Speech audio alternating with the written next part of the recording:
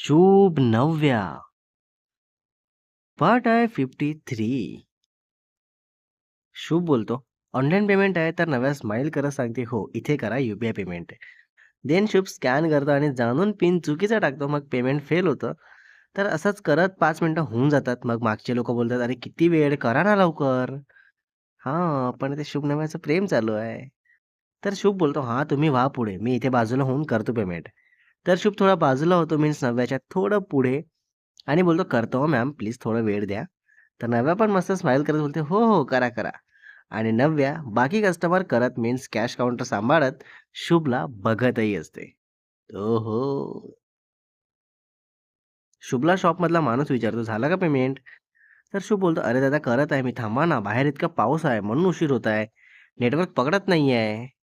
आणि मग शुभ विचार करतो मनात, की केव्हांशला परत काहीतरी आणायला जा बोलतो आणि येऊच नको बोलतो. म्हणजे तेवढा वेळ पुन्हा इथे नव्यापुढे थांबता येईल.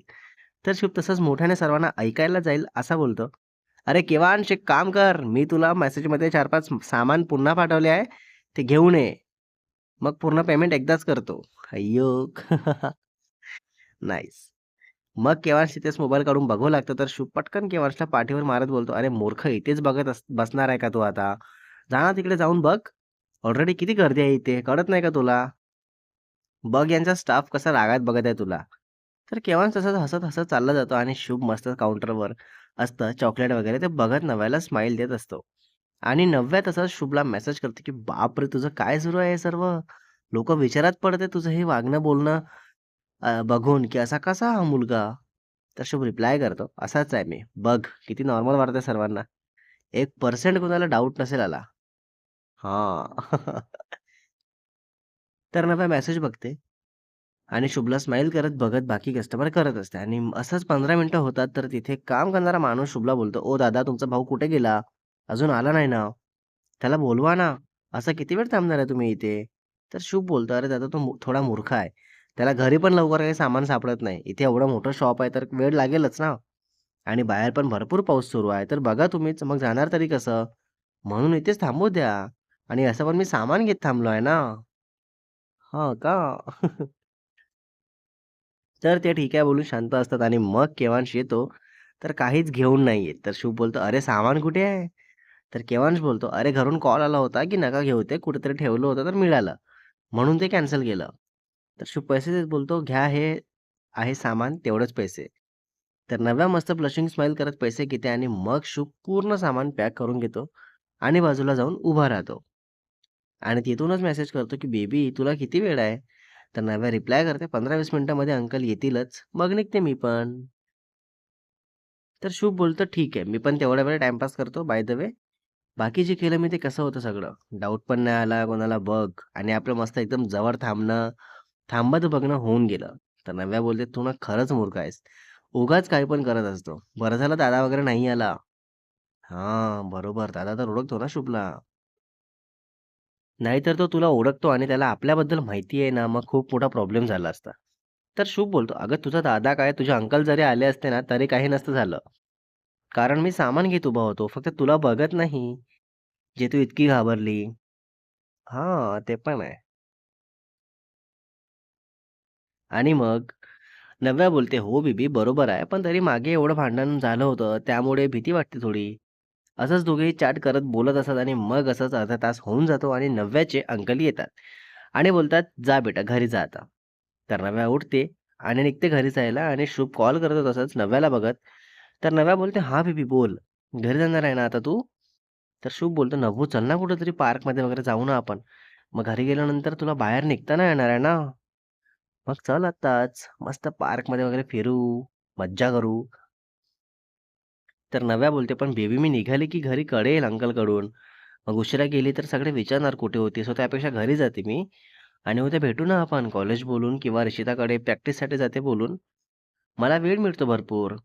पण आत्ता आले तर प्रॉब्लेम होईल." तर शुभ बोलतो, "ठीक आहे चालेल. जा मग घरी." मी पण घरी जातो. देन दोघे एकमेकांना बघून स्माईल करत बाय करतात आणि आपापल्या घरी जातात. नव्या घरी जाताच हॉलमध्ये बसते सर्वांसोबत. तर तेव्हा कळतं की नव्याच्या घरचे बाहेर फिरायला जायचा प्लॅन करत आहेत. वॉव! Something exciting. आणि मग नव्याला बोलतात, "चल" म्हणून. पण नव्या लगेच विचार करते, की आता गेले तर मी आरामात 1 वीक जाईल आणि मग शुभला पण बोलता येणार नाही. सगळे सोबत असतील, पण जिथे जात आहेत तिथे मला सुद्धा जायची खूप इच्छा आहे. काय करू काही कळत नाहीये. तर नव्या तसं सर्वांना बोलते, की माझे क्लासेस वगैरे आहेत, सो मला नाही जमणार. तर सगळे क्वेश्चन करतात, की "अगं मग राहशील कुठे? एकटीला भीती वाटते तुला इथे राहायला आणि सोबत कोणाला बोलवशील? इतके इम्पोर्टंट नसतील क्लासेस तर चल ना, जाऊन येऊ ना." हां, मस्त मज्जा होईल. फॅमिलीसोबत फिरणं, 1 वीक बाहेर. पण रिलेशनशिपवर प्रॉब्लेम होऊ शकतो शुभपासून लांब राहण्यावरून. सो त्याचा पण प्रॉब्लेमच होईल. तर शुभ ठीक आहे बोलतो आणि मग दोघेही असंच बोलत असतात. तर अर्ध्या तासाने नव्याची मम्मा रूममध्ये येतात आणि बोलतात, की "बेटा सगळे येणार आहेत, सो जायचं आहे आपल्याला आणि तुला पण यावं लागेल. मागे तुझ्या कॉलेजमध्ये मी बोलते, ओके? जो कन्सेप्ट नाही समजणार, जे मला विचार किंवा तुझ्या कॉलेजच्या सरांना मी सांगते." बाय द वे नव्याची मम्मा प्रिन्सिपल असतात, पण दुसऱ्या कॉलेजमध्ये. आणि हे सर्व ऐकून नव्या शांतच बसते, कारण काही सुचतच नाही, की यावर काय बोलू, कसा नकार देऊ वगैरे.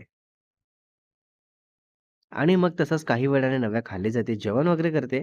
तेव्हा सगळे प्लॅन करत असतात, कुठे-कुठे फिरायचं, किती वेळ थांबायचं आणि त्यात नव्या पण सगळं सांगत असते सर्च करून. आणि याबद्दल नव्याला काहीही आयडिया नसते. रात्री झोपायला म्हणून नव्या रूममध्ये जाते. तेव्हा शुभला कॉल करते. तर शुभ विचारतो, की "बोल बेबी काय झालं? नाही जाणार आहे ना तू? कुठे थांबणार आहे? कोण असणार आहे सोबत?" तर नव्या सांगते, की "बेबी मी जाणार आहे. कारण मम्माचं असं-असं बोलणं आहे. मीन्स कॉलेजमध्ये विचार नाही समजलं कोणता कॉन्सेप्ट तर मी सांगते." तर शुभ बोलतो, "पण बेबी आपण आता डायरेक्ट 7 डेज नंतर भेटणार का?" बापरे! फर्स्ट टाईम इतक्या लांब राहणार आपण आणि हे विचार करूनच मला कसं तरी होतंय गं. प्लीज शक्य होत असेल तर नको जाऊ ना बेबी तू. तर नव्या बोलते, "सॉरी बेबी पण मलाही जायचं आहे. खरंच खूप जास्त इच्छा आहे. मग परत कधी जायला नाही भेटणार आहे, इतक्या लांब." हाच विचार करून मी पण होकार दिलाय. तर शुभ बोलतो, "ठीक आहे." आणि सोबत कोण-कोण आहे? कोणीही असेल तरी जास्त बोलायचं नाही, ओके? हां.